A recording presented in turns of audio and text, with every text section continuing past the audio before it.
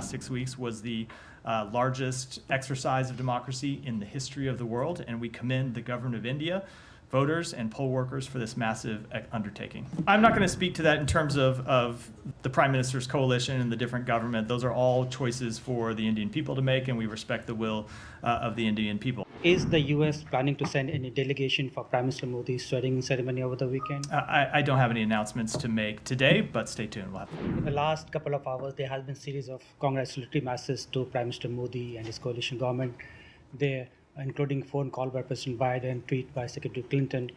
Is the U.S. planning to send any delegation for Prime Minister Modi's swearing ceremony over the weekend? I don't have any announcements to make today, but stay tuned. We'll have something to say about that in the coming days. From the perspective of Secretary Blinken, what are the key priority areas for India-U.S. relationship for the next government? So we will continue to look to expand our partnership. We work with India on economic matters. We work with them to deepen people-to-people ties between our two countries, and of course we work with them on a free, secure, prosperous Indo-Pacific, and those will continue to be our priorities. Now the U.S. is also headed into an election season, and India-U.S. every year have the annual 2+2 dialogue. Do you have enough time between now and November to hold the 2+2 dialogue? So I don't have any announcements to make with respect to that dialogue, but it is an important priority for us. It's an important priority for the Secretary, and we will continue to hold it. But in terms of when it will happen, I can't tell you sitting here. Thank you. Go ahead. Thank you.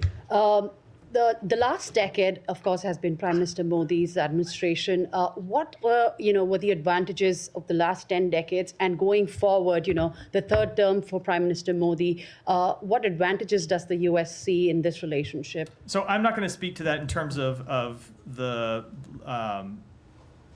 Prime Minister's coalition and the different government. Those are all choices for the Indian people to make, and we respect the will of the Indian people. I will say that we will look to continue our work with Prime Minister Modi, as you've seen President Biden undertake since he took office. That will continue to be a priority through the issues I just spoke to a moment ago. And now that the electoral test is over, many people doubted democracy in India. What is the U.S.'s take on the democracy and the way the elections have played out and the results have played out? So India is, of course, the world's largest democracy, and the election that just played out over the last 6 weeks was the largest exercise of democracy in the history of the world, and we commend the government of India, voters, and poll workers for this massive undertaking.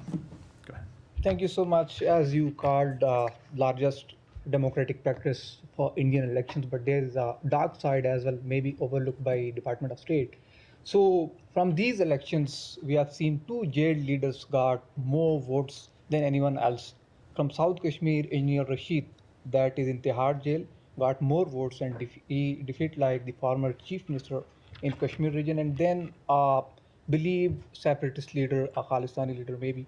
So Amrit Pal, he got more votes. So both are in jail and they got more votes from their people. So how do you see their victories specifically, and will US consider or recognize the elections in internationally disputed region, Jammu and Kashmir, where from August 5, 2019, India unilaterally attempt to change its demography? So I'm just not going to comment. With respect to the first, I'm just not going to comment on internal Indian electoral or political issues. Subscribe to Midday India. Get direct notifications on all our videos by clicking on the bell icon.